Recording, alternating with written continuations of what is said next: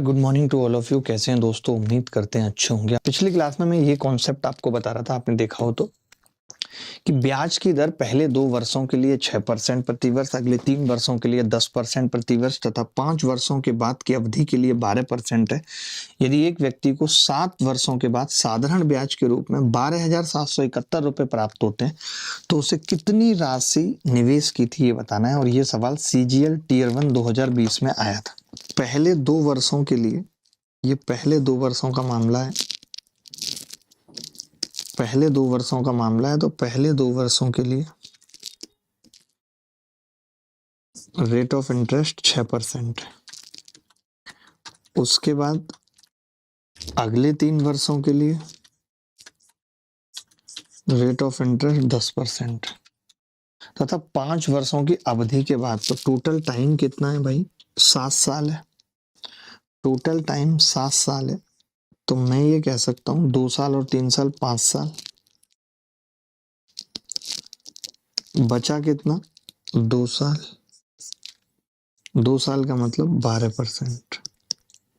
ठीक है, तो 2 साल 6% के लिए है। 2 साल 6% के लिए मैं कहूंगा ओवरऑल ब्याज आएगी जी 12%। 10% 3 साल के लिए ब्याज आएगी जी 30%। 2 साल 12% के हिसाब से ब्याज आएगी 12 दूनी 24%। ये बता चुका हूँ, पिछली क्लास में ये चीज पढ़ा चुका हूँ। तो मैं ये कह रहा हूं कि टोटल जो ब्याज प्राप्त होगी, टोटल ब्याज वो कितनी प्राप्त होगी? तो आप कहेंगे 12, 30, 42, 24, 66% ब्याज प्राप्त होगी। इस 66% की वैल्यू सवाल में 12,771 है। हमसे कितनी राशि निवेश की थी, यानी 100% की वैल्यू पूछ रहा है, 100% की। तो पहले तो मैंने 11 से ही भाग कर लिया ताकि 6% की आ जाए। आपको तो 22 से कर लेता हूँ, नहीं 33 से कर लेता हूँ। चलो पहले 11 से ही कर लिया, 6% की वैल्यू। तो आपने कहा 11 एकम 11, 11 एकम 11, छक्के किससे 68 और 11 एकम 11। फिर 3 से किया तो 2% की वैल्यू, 3 तिया 9, 3 अट्ठे 24, 3 सत्ते 21। अब मुझे पता है कि 50% की निकालनी है, तो एक ही जीरो आएगी, दोनों तो उत्तर नहीं होंगे। एक ही जीरो आएगी क्योंकि 50 से गुणा करूंगा, और 50 से गुणा करूंगा का मतलब हो गया कि सवाल 0, 5 सत्ते 35 का 5 हासिल 3, 5 अट्ठे 40 और 3 43। जैसे 350 देखा मैंने, ये उत्तर लगा दिया, आगे कराई नहीं। यही चीज आपको मुझसे सीखनी है कि उत्तर लगाना आना चाहिए। ए बोरोज 20,000 रुपए फ्रॉम बी एंड सी। ये बड़ा अच्छा सवाल है कि ए जो है पैसा उधार लेता है बी और सी से। B lends him a certain sum of money at 25% simple interest per annum, while C lends him the remaining sum of money at 21% simple interest per annum. ए क्या करता है? 2 लोगों से पैसा उधार लेता है। ए बी और सी से 20,000 रुपए उधार लेता है। बी से भी उधार लेता है और सी से भी उधार लेता है, और कौन? ए उधार लेता है। इन्होंने कहा है बी उसे 25% वार्षिक साधारण ब्याज पर एक निश्चित राशि उधार देता है, पता नहीं 25%, जबकि सी उसे शेष राशि 21% के साधारण ब्याज दर पर उधार देता है। टोटल 20,000 है। ए द्वारा एक वर्ष में प्राप्त कुल ब्याज 4500 रुपए है। ए द्वारा एक वर्ष में कुल ब्याज 4500 रुपए है। बी से उधार ली गई राशि, देखिए वही सवाल है जहां पे हम एलिगेशन लगाया करते थे या फिर शिफ्टिंग लगाया करते थे। मैं एक चीज लगा लेता हूं, टोटल रुपए है 20,000। एक पे ब्याज मिला है 25% बी पे, और सी पे जो ब्याज मिला है भैया वो 25% से 4% कम है। या तो ऐसे लिख लीजिए, ऐसे नहीं लिख सकते तो मैंने दोनों तरीके से आपको बताया था। ये सी है, यहाँ पे ब्याज मिला है 21%, और बी का निकालना है तो यहाँ ब्याज मिला है 21 + 4%। तभी एक लड़का बोला कि अगर गुरुजी सिर्फ 21% मिलता तो ब्याज मिल जाता 21%, इसका 4200। मानते हो? ब्याज मिला है 4500, यानी 300 एक्स्ट्रा। तो कोरिया का बच्चा बोला कि जी ये 4% की वैल्यू ही 300 है। अगर 4% की वैल्यू 300 है जो बी को दिया गया है, तो फिर 100% की वैल्यू बी की कितनी होगी? 25 या 75। ये सवाल मैं पढ़ा चुका हूं, बस भाषा अलग थी इस सवाल की। इस सवाल में कुछ भी नहीं था, सिर्फ भाषा अलग थी और कुछ भी नहीं था। आप चाहते तो एलिगेशन भी इस सवाल में लगा सकते थे। कैसे? देखिए, आप ओवरऑल ब्याज निकाल लेते कि 20,000 पे ओवरऑल ब्याज 4500 मिली है, तो 0 से 0 कटता, 2 से इसको काटते तो 100 रुपए पे एक साल में ब्याज कितनी आ जाती? 22.5%। ये ओवरऑल ब्याज आ जाती, 22.5% ओवरऑल ब्याज आ जाती। ये कह रहा है कि 25% रेट है, ये कह रहा है कि 21% रेट है, और ये कह रहा है कि जी 22.5% रेट है। ठीक है, आपने कहा जी 25 में से 22.5 घटेंगे 2.5 आएगा, इसमें से ये घटेगा 1.5 आएगा। यानी मैं रेशियो की बात करूं तो 5 या 15 और 25 आपने जो पैसा दिया है वो 3 और 5 के रेशियो में दिया है। 3 और 5 के रेशियो में दिया है। 3 और 5 का रेशियो कितना होता है जी? 8 की वैल्यू 20,000 है सवाल। एक की कितनी होगी? 2500। हमें बी का निकालना है, 3 की बतानी है 7500। उम्मीद करता हूं कि सबको समझ में आ गया होगा। यहां तक एसआई में किसी को डाउट नहीं होना चाहिए। ठीक है, अभी बात इतनी सी है कि अब आज की क्लास में हम इंस्टॉलमेंट पे थोड़ा सा बात करेंगे। तो इंस्टॉलमेंट पे थोड़ा सा बात से मेरा मतलब है कि अभी जो मैं स्टार्टिंग में पढ़ाने जा रहा हूँ वो इंस्टॉलमेंट की हल्की सी बात बता रहा हूँ, और उस पर 4-5 सवाल करेंगे, क्योंकि बेसिकली वो पूरी तरीके से इंस्टॉलमेंट पे डिपेंड नहीं है। ठीक है, चलो आगे बढ़ते हैं। मैं एक छोटी सी बात कर रहा था कि सिंपल इंटरेस्ट के केस में क्या होता है। एक चीज समझनी पड़ेगी आपको। सिंपल इंटरेस्ट के केस में, जो कि अभी कहीं है नहीं, इसलिए हमें अलग से बतानी पड़ती है। अगर आप आज बाइक लेंगे, कार लेंगे, तो उसमें सिंपल इंटरेस्ट का इंस्टॉलमेंट कहीं है नहीं। मैं ये बताना चाह रहा हूँ, एक छोटा सा कंसेप्ट, बारीक कंसेप्ट समझिए। आगे तो अभी हम और भी चीजें पढ़ेंगे, पहले एक छोटा सा कॉन्सेप्ट समझ लीजिए सिंपल इंटरेस्ट का। वो ये है कि अगर मैंने 10,000 रुपये एग्जाम्पल से समझा रहा हूं, अगर हमने 10,000 रुपये लिए हैं किसी से उधार, और हम कह रहे हैं कि जी 2 साल या 1 साल तक 10% की रेट से ब्याज चला है, यानी 20%। कितना ब्याज हो जाएगा? आप कहेंगे जी ब्याज हो जाएगा 2,000 रुपये, 20%। अगर मैं अभी पूरा पैसा चुकाना चाहूं, समझिएगा बात, अगर मैं अभी पूरा पैसा चुकाना चाहूं, अभी पूरा पैसा देना चाहूं, तो मैं 12,000 रुपये देकर मामला खत्म कर सकता हूं, रफा दफा कर सकता हूं, मानते हो? किसी ने बोला जी नहीं, मैंने तो सिर्फ 5,000 रुपये चुकाए, 2 साल बाद मैंने 5,000 रुपये चुकाए। तो आपको एक बात समझनी पड़ेगी कि एक तो ये जो 2,000 ब्याज है ये रह गई, और 5,000, मैं तो करूं 4,000 कर लो, इसको कंफ्यूजन ना हो, 4,000 रुपये चुकाए 2 साल बाद, और ये 6,000 रुपये प्रिंसिपल रह गया, ये प्रिंसिपल में से बचा है। अब 1 साल बाद ये पूरा चुका देगा। कितना चुकाएगा? रेट अभी भी 10%, ये पूछ रहा है, मान लेते हैं सवाल में। तो आपको एक बात समझनी पड़ेगी कि एसआई में, यानी साधारण ब्याज में, ब्याज पे ब्याज कभी नहीं लगती। ये 2,000 जो यहाँ पे है, अभी भी आपको 2,000 ही देना है, ऐसा नहीं कि इस पे ब्याज लग जाएगी। ब्याज पे ब्याज कभी नहीं लगती एसआई में, साधारण ब्याज में ब्याज पे ब्याज कभी नहीं लगती। अच्छा, ये जो 6,000 है, इस पे 10% से ब्याज लगेगी, और 10% होता है 600 रुपये, यानी 600 रुपये और ब्याज बन जाएगी, और 6,000 मेरा प्रिंसिपल रह गया है, तो टोटल में 8,600 रुपये चुका दूंगा। तो हमेशा एक कंसेप्ट मैंने ये बताया, जब जब आप बीच में पैसा लौटाओगे, जब जब आप बीच में पैसा लौटा दोगे, तो उस स्थिति में, जब जब आप बीच में पैसा लौटा दोगे, उस स्थिति में वो पैसा प्रिंसिपल से डिडक्ट होगा, ब्याज से उसका कोई लेना देना नहीं है। ब्याज पे ब्याज कभी नहीं मिलेगी, ब्याज पे ब्याज कभी नहीं मिलेगी। एक आदमी एक बैंक से 10% प्रति वर्ष साधारण ब्याज पर 4,000 रुपये उधार लेता है, 3 साल में कर्ज चुका देता है। यदि ऋण चुकाने के लिए, देखिए इसने 4,000 रुपये उधार लिए हैं यहाँ पे, ठीक है, 1 साल हो गया।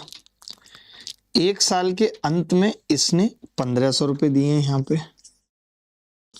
तो मैं कह सकता हूं 4,000 में से 1,500 दिए हैं तो 2,500 रह गए होंगे,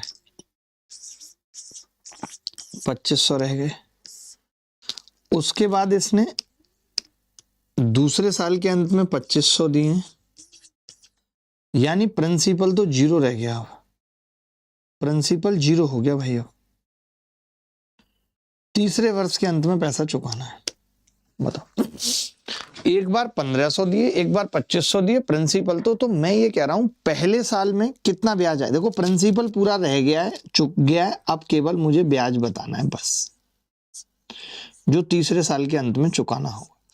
आपने कहा एक तो इसका 1 साल का ब्याज चुकाना होगा, इसका 1 साल का ब्याज कितना होगा जी 10% से, तो आप कहेंगे 400 रुपये, तो ये होगा। इसका 1 साल का ब्याज चुकाना होगा जी 10% से, तो आपने कहा 250 रुपये ये होंगे। और ब्याज पे ब्याज कभी लगता नहीं, यहाँ पे कोई ब्याज है नहीं, तो एक तो पहले साल का ब्याज 400 है और दूसरे साल का 250 है, यानी इसको 650 रुपये चुकाने होंगे लास्ट। अब शायद आपको ज्यादा अच्छे से कंसेप्ट क्लियर हो गया होगा। अब आपको ज्यादा अच्छे से कंसेप्ट क्लियर हो गया होगा, नहीं हुआ है तो पूछ लीजिए मुझे। देखिए 4,000 रुपये थे उधार लिए, 1 साल बाद 1,500 दे दिए। अगर कोई आदमी 4,000 रुपये लेके 1 साल बाद 1,500 दे देगा तो बचेंगे कितने? 2,500। 2,500 के बाद 1 साल बाद 2,500 के 2,500 वापस कर दे, यानी अब तो कुछ बचा ही नहीं देने के लिए। बताओ बचा क्या? नहीं। तो फिर अब जो तीसरे साल देना है वो क्या देना है? सिर्फ ब्याज देनी है।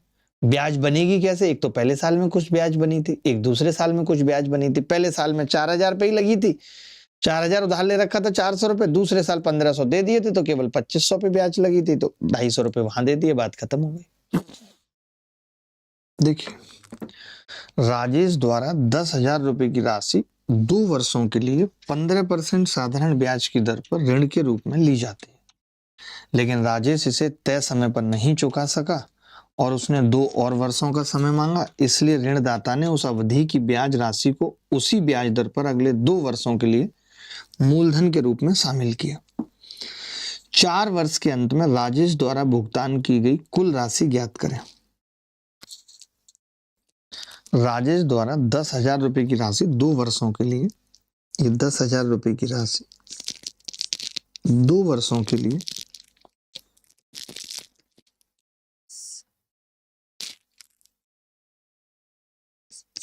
15% साधारण ब्याज की दर पर ऋण के रूप में ली जाती है, लेकिन राजेश इसे तय समय पर नहीं चुका सका और उसने 2 और वर्ष का समय मांगा। उसको देखिए एक बात बताओ, कितनी राशि चुकानी थी आपके हिसाब से? तो आप कहेंगे कि जी 30% ब्याज बनता, 30% इसका 3,000 रुपये होता और इसको 13,000 रुपये यहाँ दे देने थे टोटल, लेकिन ये नहीं दे पाया। ये नहीं दे पाया इसलिए ऋणदाता ने उस अवधि की ब्याज राशि को उसी ब्याज दर पर अगले 2 साल के लिए मूलधन के रूप में शामिल कर लिया। अब आप समझो बात को, ये सवाल चेंज हो गया। इसने कहा कि अब तुम नहीं दे पाए हो तो मैं ब्याज को भी मूलधन में शामिल करूंगा, यानी कि मैं ब्याज पर भी ब्याज लगाऊंगा, तुम इतना समझ लो। तो अब जो ब्याज लगेगी वो पूरी 13,000 पे लगेगी 2 साल तक, 15% की रेट से। कितनी होगी जी? 30%। तो आपने कहा जी इसका 30% कितना होगा? 3,900 रुपये। 13 दिया 39, 13,000 रुपये ये थे। तो कभी कभी ऐसा हो सकता है कि सवाल में ही बोल दे कि ब्याज पे ब्याज लेगा, तो 16,900 उत्तर।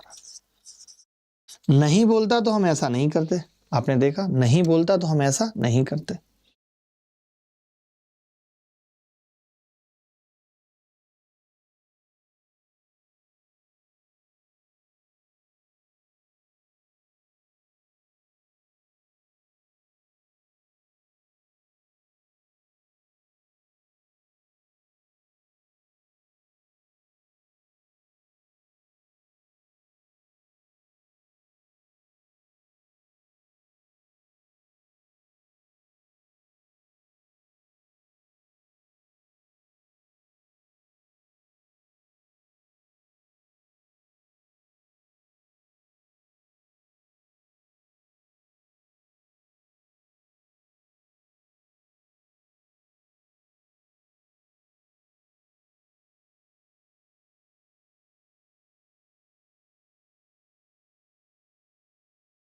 हेलो भाई, ऐसे सवाल आप देखेंगे इस बार की सीजीएल में, सीजीएल 2024 में 1 2 3 3 सवाल तो मैंने ये ले लिए और 5 सवाल मैंने दिए हैं आपको, यानी 8 सवाल ऐसे पूछे गए। सोचो आप, 8 सवाल ऐसे पूछे गए। अब आप बताओ, 8 सवाल एक जैसे पूछे गए और सबका डेटा पता है क्या था? हाँ, डेटा था इसका 1,41,545 है। इसका डेटा देखोगे 3,48,020 है। वो वाला डेटा नहीं है जो हम अभी कर रहे थे सिंपल से कि 10,000 उधार ले लिए तो बड़े आसानी से हो जा रहा था, कोई तकलीफ नहीं थी, कोई दिमाग नहीं लगाना पड़ रहा था। अब यहाँ डाटा बदल गया, 3,48,020, यहाँ 3,35,180। अब हम क्या करें, इस सवाल को कैसे करें? तो अब जो बच्चे ऐसे होंगे जिनको एक ही तरीका आता है, वो तो फिर इसी तरीके से करेंगे। देखो, इस तरीके से मैं तो नहीं कर पाऊंगा, मैं तो लूंगा कैलकुलेटर का सहारा, क्योंकि मुझे तो आपको समझाना है। मैं तो ये तरीका सपोर्ट ही नहीं कर रहा, मैं तो बताऊंगा कि मैं पेपर में कैसे करता। आपने देखा कि गुरुजी इसकी तो ब्याज निकालना मुश्किल हो जाएगी। 1,41,545 का अगर मैं 11% निकालूं तो 0.11, तो इसकी ब्याज आ रही है जी, ब्याज देखना, आप बोलेंगे जी ब्याज आ रही है 15,569.95, ये ब्याज आ रही है। यानी अगर मैं इसमें पूरा पैसा जोड़ दूं तो 1,41,545 हो जाता और ये बैठता जी यहाँ पे इतना 157,114.95, ये हो जाता। लेकिन आपने इसमें से 25,900 दे दिए। जब 25,900 आप दे देते इसमें से, 25,900 आप दे देते इसमें से, तो बचता कितना रिमेनिंग वो बताता हूं। तो आप कहेंगे जी वो बचता 1,31,214.95, ये बचता। बट आपको एक चीज समझनी पड़ेगी, मैं फिर से आपको बार बार समझा रहा हूं कि आप ब्याज पे ब्याज नहीं लगा सकते, इस पे ब्याज नहीं लगेगी। ये ब्याज एज इट इज लास्ट में आपको पे करनी होगी 15,56,9.95 प्लस। आपको तो ये देखना है, मेरी बात सुनना, कि जो 1,41,545 है उसमें से अगर कोई 25,490 दे देगा, सिट 1,41,545 में से अगर कोई 25,490 दे देगा तो पैसा कितना बचेगा यहाँ जिस पे ब्याज लगेगी? 116,055। और इस पे एक साल में 11% से कितनी ब्याज आएगी वो देख लेते हैं। तो आपने कहा जी 11% से इसकी ब्याज निकालें तो ब्याज आ रही है गुरु 127,66.05। अब आप कहेंगे कि लास्ट में कितना पैसा चुकाना होगा, तो मैं बोलूंगा कि लास्ट में देखिए, एक तो ये वाली ब्याज देनी होगी, एक ये वाली ब्याज देनी होगी 12,766.05, एक ये वाली ब्याज देनी होगी, एक जो अमाउंट रह गया है ये देना होगा 116,055। आप सोचिए इतनी मेहनत करके, अब मुझसे तो ये जुड़ भी नहीं पाएगा, 5,6,9.95 प्लस 116,055 बराबर आ गया 1,44,391। क्या आप पेपर में इस तरीके से बेसिक करना पसंद करेंगे? ये उत्तर आ जाएगा। क्या पेपर में आप इस तरीके से करना शुरू करेंगे? आपको लगता है कि पेपर में आप ऐसे कर पाएंगे? और कोई तरीका इसमें तो एक्स मानने की भी जरूरत नहीं है, तो सिंपल सवाल है। ये तो बिल्कुल ऐसा ही है ना कि 10,000 रुपए उधार लिए, 2 साल में 15% से 3,000 ब्याज आ गई, 3,000 ब्याज आ गई। ये तो चलो, इसमें तो ब्याज पे भी ब्याज लग रही थी। पिछला सवाल ले लेते हैं, 4,000 रुपए थे, 1,500 दे दिए, 2,500 बच गए। एक साल बाद 2,500 दे दिए, 0 बच गया। लास्ट में ब्याज चुकानी है, इसकी ब्याज अगर मान लेते हैं यहाँ पे 2,400 चुकाए होते तो 100 रुपए और रह जाते, 100 और जोड़ देते, यही तो होता। लेकिन क्या आप पेपर में कर पाओगे इस तरीके से? मैं पूछना चाह रहा हूं, क्या आप पेपर में इस तरीके से कर पाओगे इस सवाल को? मैं आपको समझाता हूं इस सवाल का कंसेप्ट, बड़े ध्यान से समझना। ये तो हो गया एग्जाम में इस तरीके से कभी भी करोगे तो सक्सेसफुल नहीं होगे, ये एग्जाम मेथड है ही नहीं। जब भी कभी आपको देखो मैं समराइज भी कर देता हूं, इतना पैसा उधार लिया, एक साल में 11% से ये ब्याज आ गई, एक साल बाद 25,490 चुका दिए, बचे कितने 1,16,055, इस पे एक साल में ये ब्याज आ गई। तो ब्याज पे ब्याज लगती नहीं है, तो लास्ट में जब आप पैसा चुकाओगे, एक तो जो प्रिंसिपल रह गया वो चुकाओगे, एक जो पहले साल का ब्याज है वो चुकाओगे, एक जो दूसरे साल का ब्याज है वो चुकाओगे, लास्ट में पूरा चुका दोगे 1,44,000। एग्जाम्पल से समझाऊंगा तो ज्यादा अच्छा रहेगा, पहले एग्जाम्पल से समझा देता हूं। जैसे लाइक आपने 200 रुपए लिए थे उधार और एक साल में 10% की रेट थी, तो कितना हो गया था जी, 20 रुपए ब्याज बन गई थी आपने, लेकिन यहाँ पे 100 रुपए चुका दिए थे, 100 रुपए चुका दिए थे। 300 ले लेता हूं, ज्यादा अच्छे से समझ में आएगा आपको। 300 ब्याज कितनी हो जाएगी जी, 30 रुपए। आपने 100 चुका दिए थे, कितने बचे थे 200। अब अगले एक साल में क्या होगा, आप कहेंगे कि जी अगले एक साल में वापस 10% से 20 रुपए ब्याज मिलेगी, तो लास्ट में कितना रुपया चुकाना होगा, तो आप बोलेंगे 200 तो मासा प्रिंसिपल पे रह गया है, 30 रुपए पहले महीने की ब्याज थी और 20 रुपए अगले महीने की, 250 दे के मामला रफा दफा हो जाए। यही किया हमने पीछे भी, लेकिन यहाँ पे ये आसान पड़ा। क्यों आसान पड़ा, क्योंकि ब्याज की दर भी आसान थी और प्रिंसिपल भी आसान था। यही किया ना, ये तो पता है ना आपको, ये तो पता है नहीं। अब इसी मेथड से आपको अपने मेथड की तरफ लेके जा रहा हूं। पहले बताओ ये तो समझ गए हो ना, सवाल तो समझ गए हो ना, सवाल क्या है, ठीक है भाई, ये तो समझ गए। अब मैं क्या कह रहा हूं, मैं ये कह रहा हूं, देखो सुनना मेरी बात, मैं क्या कह रहा हूं, मैं कह रहा हूं इसने कोई पैसा ना लौटाया होता, ध्यान से सुनना प्लीज, इसने कोई पैसा ना लौटाया होता तो यहां पे कितना पैसा लौटाना पड़ता, तो आप कहते गुरुजी 300 रुपए और प्लस 2 साल का ब्याज 20% यानी 60 रुपए लौटाने होते। बोलो मानते हो या नहीं मानते ये बात, बोलो। 300 रुपए तो एज इट इज लौटाने होते और 2 साल में 20% से 60 रुपए ब्याज लौटाना होता, ये बात सही है, 360 लौटाने होते, बोलो सही है, आपने कहा सही है।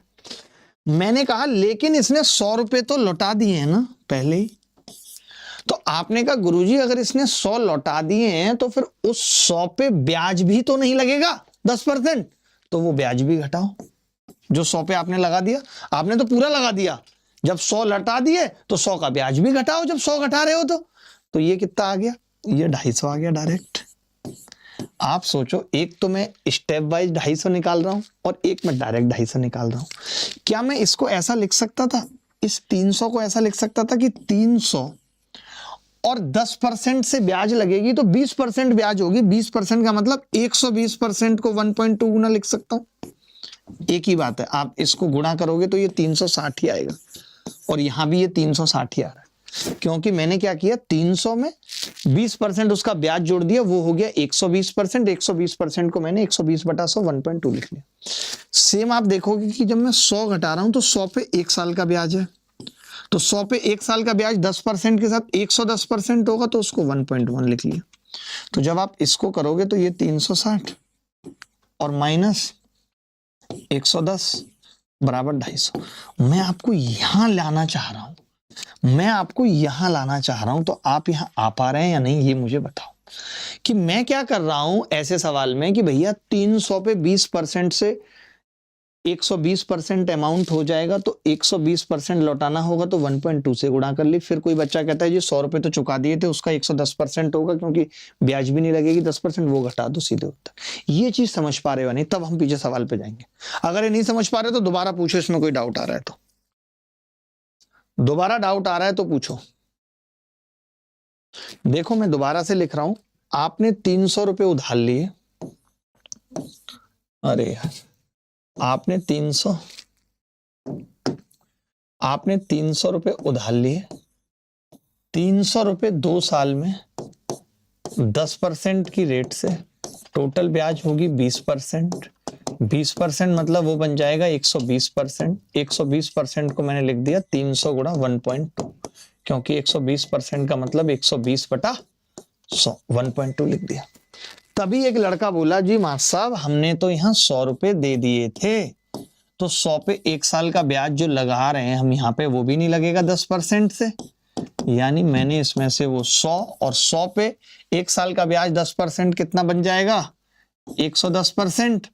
110% क्या होता है बटे 100, यानी 1.1 घटा दिया बराबर 250।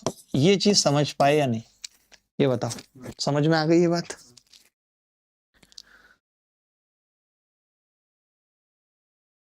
अरे जब आप 100 रुपए यहीं पे दे दोगे तो 100 पे 1 साल का जो ब्याज है 10%, वो भी तो नहीं जाएगा ना, वो ब्याज भी तो कम हो जाएगा। तो मैं आपको यही समझा रहा हूं दोस्त कि ये जो आपने 1,41,545 रुपए थे, अगर एक भी रुपया ना देते तो 22% ब्याज आता 2 साल में। 22% का मतलब 122% होता, तो 1.22 हो जाता ये 2 साल बाद देने के लिए।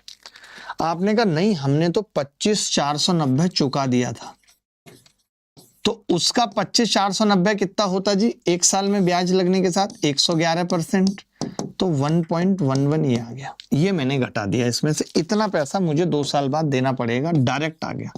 2 साल बाद इतना मुझे लौटाना पड़ेगा, डायरेक्ट निकाल दिया। अब डायरेक्ट के बाद मैंने देखा इनका यूनिट डिजिट क्या है, तो आपने कहा सबका अलग अलग है यूनिट डिजिट, इसका मतलब मैं डिजिटल सम नहीं लगाऊंगा, यूनिट डिजिट से सवाल को खत्म करूंगा। कैसे? अब मुझे लास्ट 2 डिजिट निकालनी है क्योंकि पॉइंट भी आएगा, तो मैंने लास्ट 2 डिजिट निकाली, तो लास्ट 2 डिजिट से गुणा करेंगे। 22 पंजे 110 की 0 हासिल 11, 22 चौक 88 और 11 कितना होता है? 88 और 11 99, और पॉइंट लगेगा 2 के बाद, तो ये आ जाएगा पॉइंट माइनस, इसकी गुणा करेंगे 11 की 90 से, 0 11 निम्मा 99, ये पॉइंट 11 निम्मा 99। अरे 99 और 100 भी तो आ रहा है भाई, 11 0 0, ठीक है, 11 निम्मा 99 का 9, मैंने गलत तो नहीं किया कुछ? नहीं। यहाँ पे कितना आ रहा है, दोबारा करने को ना, 22 पंजे 110 की 0 हासिल 11, 22 चौक 88 और 11 भाई कितना होता है? 11 99 ही होता है ना, 9.9, सही तो आ रहा है 22 पंजे। वो हमें लास्ट 3 डिजिट निकालनी है, शिट। सुनो सुनो सुनो, मेरी बात सुनो, गुणा में गड़बड़ की है हमने जरूर कोई। लास्ट 3 डिजिट निकालनी है ना भाई, लास्ट 3 डिजिट तो 3 से गुणा करेंगे, तो बहुत सिंपल ही है, 3 से गुणा भी कोई मुश्किल नहीं है। या तो आप इसका 5 छीन लो या फिर डायरेक्ट गुणा करो। 122 पंजे कितने होते हैं? 610 की 0 हासिल 61, हासिल 61, और 122 चौका 4 दूनी 8, 4 दूनी 8, तो 61 जोड़ूंगा और 4 एकम 4, तो आप कहेंगे 9, 8 और 6 14, 490, 490 आएगा जी, 490, 61 मैंने सही जोड़ा है जी। अब मैं अगर इसकी गुणा करूंगा तो मैं ये पॉइंट हटा लेता हूं, तो ये पॉइंट हट जाएगा, बोलो हट जाएगा या नहीं? एक पॉइंट कहां शिफ्ट हो जाएगा? यहां। अब आप कर सकते हो 11 से गुणा, 11 निम्मा 99 का 9, पॉइंट लग जाएगा 1 के बाद, हासिल 9, 11 चौक 44 और 9 कितने होते हैं भाई? 53। पहले भी हम कुछ गड़बड़ कर रहे थे जरूर, अब आ गई बात समझ।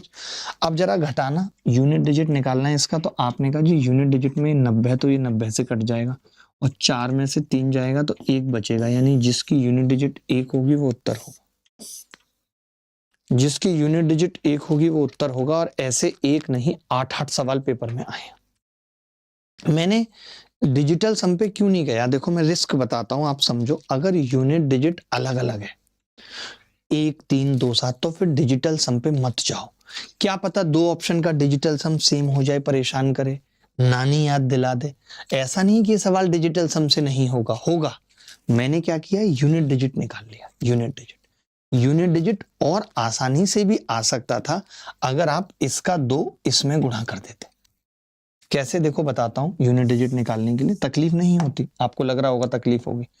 आप क्या करते, इसका 2 इसमें गुणा करते, तो ये 545 है, तो ये 1090 यानी 090 आ जाता है इधर, और गुणा इधर कितना आ जाता है जी 6.1, माइनस ये कितना आ रहा है जी 49 और 11.1, बस कोई बड़ी बात थोड़ी। अब जरा करना गुणा, तो आप कहेंगे जी 61 से गुणा करूंगा तो 0 की 0 आएगी, 61 निम्मा 9 एकम 9 का 9, 9 छक्के 54, और 54 का 4 आ जाएगा सीधे 4.90 माइनस 11 निम्मा 99 का 9, 11 चौक 44 और 9 53, ये आ गया।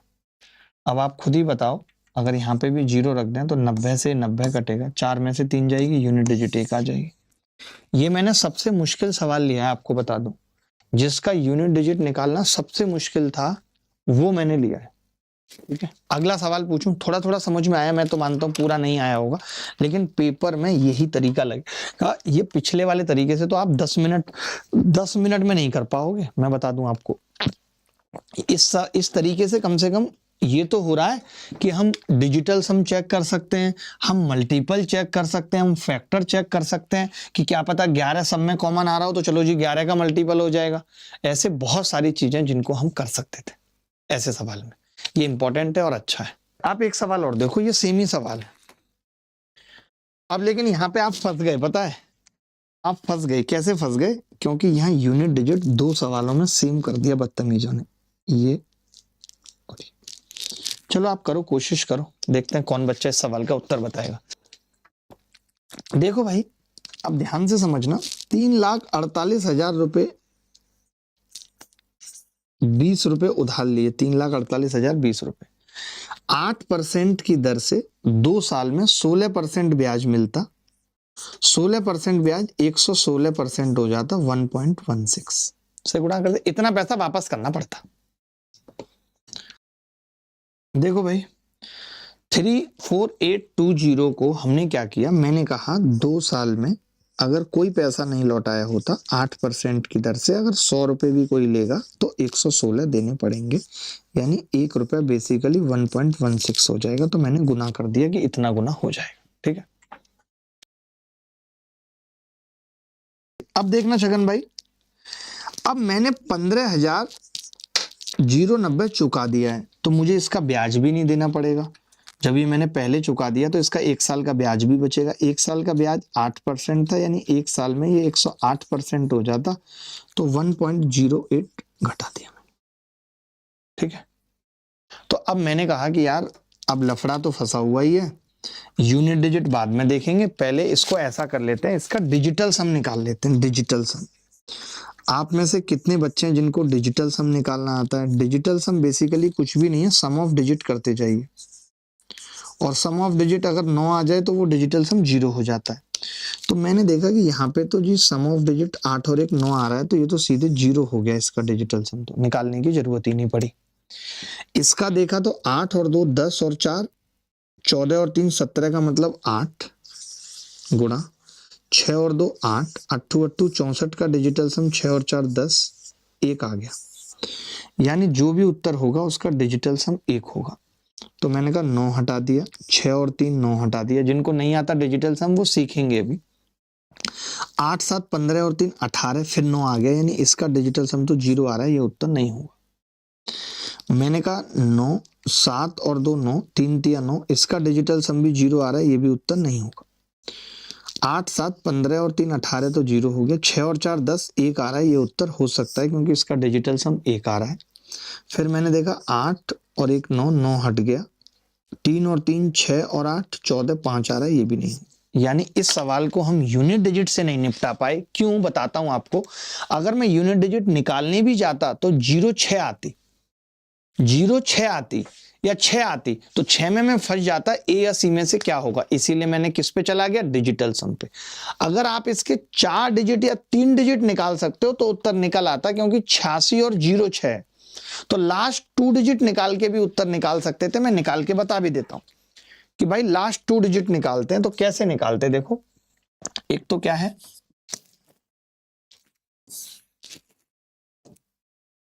3, मैं इसको ऐसे लिख लेता 34802, एक 0 हटाई और पॉइंट शिफ्ट कर लिया 11.6 माइनस, इसकी भी एक 0 हटाई 1509 गुणा 10.8। अब मुझे लास्ट के 3 डिजिट निकालने, किसी तरीके से निकालता हूं। कैसे? तो आपने कहा कि जी 116 दूनी कितना होगा, 116 दूनी 232 का 2 हासिल 23, फिर 0 से करूंगा 23 का 3 हासिल 2। अब 116 अट्ठे 2 ही रह गया ना, हाँ, 116 अट्ठे 8 6 48 आएगा, और 2 और जोड़ दूंगा 48 में, तो यहाँ 0 आएगा। ये मैंने निकाल दिया, ये आ गया जी मेरा, ये आ गए मेरे लास्ट के 3 डिजिट। माइनस इसके निकाल रहा हूं 108 निम्मा 972 का 2 हासिल 97 का 7 हासिल 9, और 8 5 40 तो 9, ये आ गए। मुझे कोई ऐसा नहीं कि मैं नहीं निकाल पाऊंगा। अब देख लो आप, ठीक है भाई। अब मुझे लास्ट 2 डिजिट निकालने हैं। तो एक बच्चा बोला 2 से तो 2 कट गया गुरुजी, 13 में से 7 गए, 6 आएगा। यहाँ पे 9 हो जाएगा बेटा, 9 हो जाएगा, और 9 में से फिर 9 जाएगा तो 0, यानी 06 आएगा लास्ट में। जब 06 आएगा तो एक ही ऑप्शन था, सी। मेरे पास एक सवाल को करने के लिए कई सारे तरीके हैं। आप एक और सवाल कर लो, धीरे धीरे आएगा दोस्त, मैं दावे के साथ कहता हूं धीरे धीरे आएगा। आप एक सवाल और कर लो, और इसमें भी क्या है कि यूनिट डिजिट सेम है, लास्ट 2 डिजिट भी सेम है इसमें, 76। आपने देखा कि जी 335 रुपए 180 उधार लिए हैं, और 2 साल बाद 13% की दर से 26% ब्याज हो जाएगी, 126% चुकाना पड़ेगा, यानी 1.26 चुकाना पड़ेगा। ये बात तो पता लगे। आपने कहा कि जी नहीं, इतना नहीं चुकाना पड़ेगा, क्योंकि 23,060 तो पहले ही चुका दिए थे, और फिर उसका 13% से 113% हुआ था, तो वो ब्याज भी नहीं देना पड़ेगा, वो ब्याज भी घटा दिया, बात खत्म हो गई। अब मैंने कहा यूनिट डिजिट तो मुश्किल है, क्योंकि 2 में सेम है, तो डिजिटल सम निकालते हैं। 6 और 2 8 और 1 9, इसका डिजिटल सम तो 9 ही आ गया है, 0 आ गया। अब देखने की जरूरत ही नहीं, क्योंकि 9 से गुणा हो गई तो डिजिटल सम 9 ही होगा।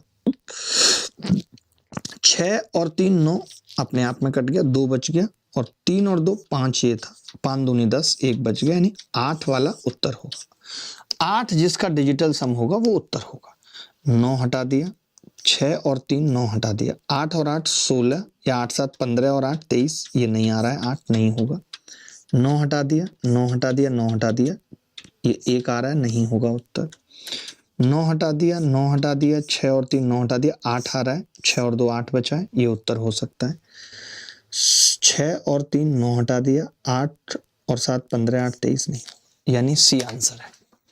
बोलो भाई, अब भी अगर कॉन्फिडेंस नहीं आया ऐसे सवालों पे तो चिंता की बात नहीं है। अब भी अगर ऐसे सवालों पे कॉन्फिडेंस नहीं आया है तो चिंता की बात बिल्कुल भी नहीं।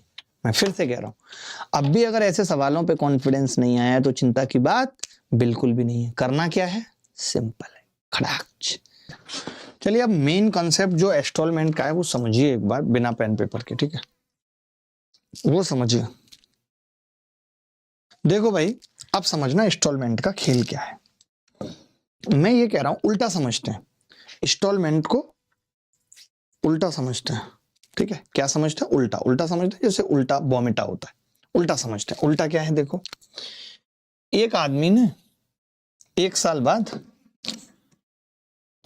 एक आदमी ने, एग्जाम्पल से समझा रहा हूं और उल्टा समझा रहा हूं, 2 चीजें हैं। एक तो एग्जाम्पल से समझा रहा हूं और उल्टा समझा रहा हूं, 2 बातें, उल्टा और एग्जाम्पल, 2 चीजें, ठीक है भाई। यानी मैं एक तो एग्जाम्पल ले रहा हूं, दूसरा मेरा जो समझाने का तरीका है वो उल्टा है, यानी कि उल्टा मतलब बॉटम टू टॉप जा रहा हूं मैं, मेरी अप्रोच ये है समझाने के लिए, बॉटम टू टॉप अप्रोच लगा रहा हूं। मैं ये कह रहा हूं कि एक आदमी ने 3 इंस्टॉलमेंट दिए 100 रुपए की, 100 रुपए की 3 इंस्टॉलमेंट एक आदमी ने चुकाई है। मैं ये कह रहा हूं, उल्टा समझना। मैं कह रहा हूं एक आदमी ने 3 इंस्टॉलमेंट चुकाई है 100 रुपए की, यानी 100 ईच, 3 इंस्टॉलमेंट मैं कर्ज चुकाया है, मैं कर्ज चुकाया है। अब मैं आपसे एक बात छोटी सी पूछ रहा हूं, ज्यादा बड़ी नहीं।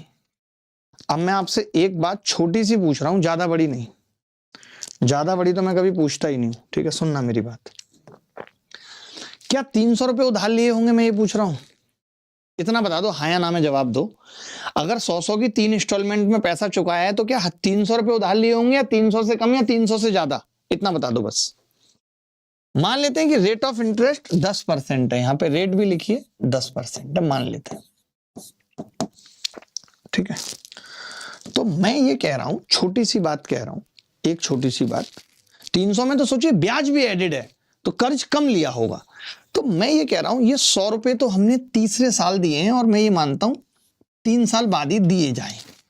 अगर ये 100 रुपए 1 साल यहां पर है, ये 1 साल, ये सेकेंड ईयर 1 साल, फिर ये 1 साल। मैं बस आपसे इतनी बात पूछ रहा हूं कि अगर ये 100 रुपए यहां ना दिए गए होते और तीसरे साल ही दिए गए होते तो कितने देने पड़ते? आपसे पूछ रहा हूं, मैं आपसे ये पूछ रहा हूं, अगर ये 100 रुपए 1 साल का ब्याज लगा करके, मेरी बात सुनना, अगर ये 100 रुपए यहां ना दिए गए होते तो हम क्या करते?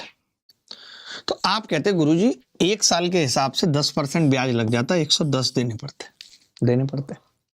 अच्छा, अगर ये 100 रुपए भी यहां ना दिए गए होते तो आप कहते 2 साल पहले चुका दिए थे, इस पे 2 साल का ब्याज लग जाता, ये 120 देने पड़ते। यानी कितना देना पड़ता लास्ट में? 330 रुपए। क्या मैं ये कह सकता हूं कि 330 रुपए जो 3 साल बाद देने थे, अगर आप उन्हें हर साल देना चाहो तो 100 करके 300 में ही काम चल जाएगा? ये बात सही है कि नहीं? ये बात सही है नहीं?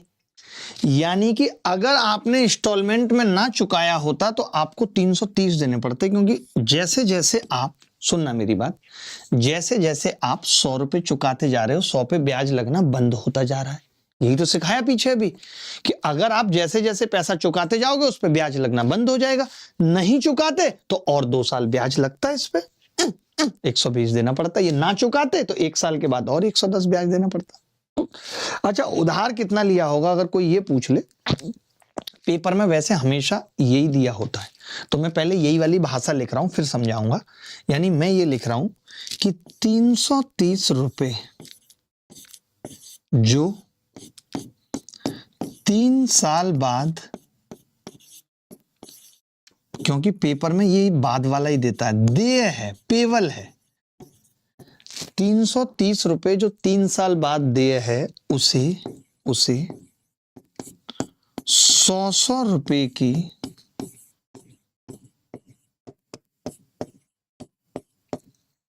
3 वार्षिक किस्तों में, ईयरली इंस्टॉलमेंट, 3 वार्षिक किस्तों में चुकाया जा सकता है, चुकाया जा सकता है।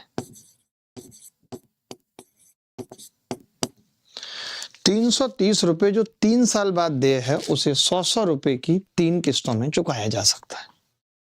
इतना लिखना, फिर बताऊंगा और एक बात। अब मैं ये कह रहा हूं, किसी ने आपसे ये पूछा कि रेट ऑफ इंटरेस्ट 10% है, 3 साल बाद 990 देय है, तो बताओ ईच ईयरली इंस्टॉलमेंट क्या होगी? ये पूछ लिया किसी ने, ईच ईयरली इंस्टॉलमेंट क्या होगी? इंस्टॉलमेंट क्या होगी?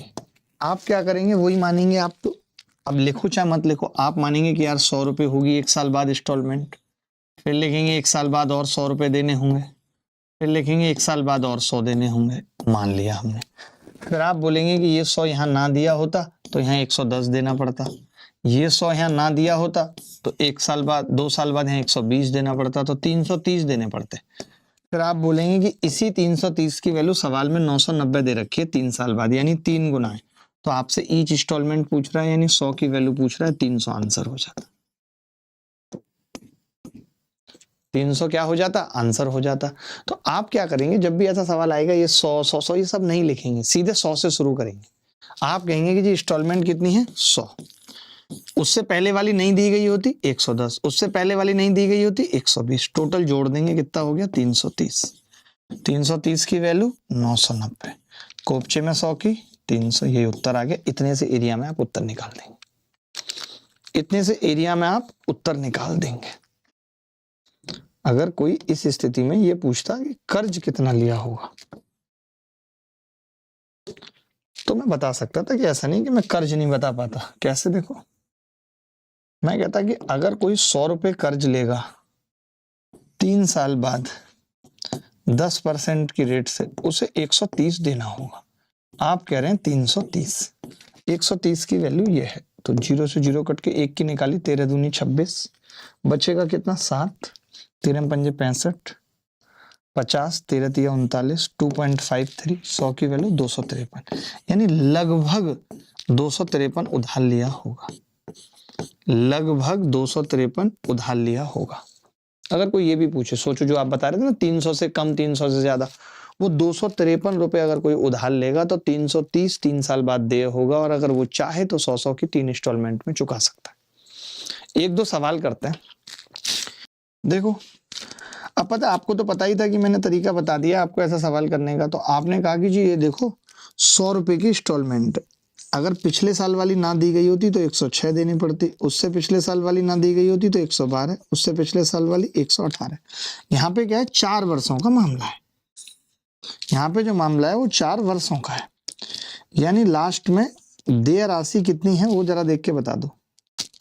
6 और 2 8, और 8 16 का 6 हासिल 1 3, 436 आ गया। इस 436 की वैल्यू सवाल में 2616 और 0 दे रखे।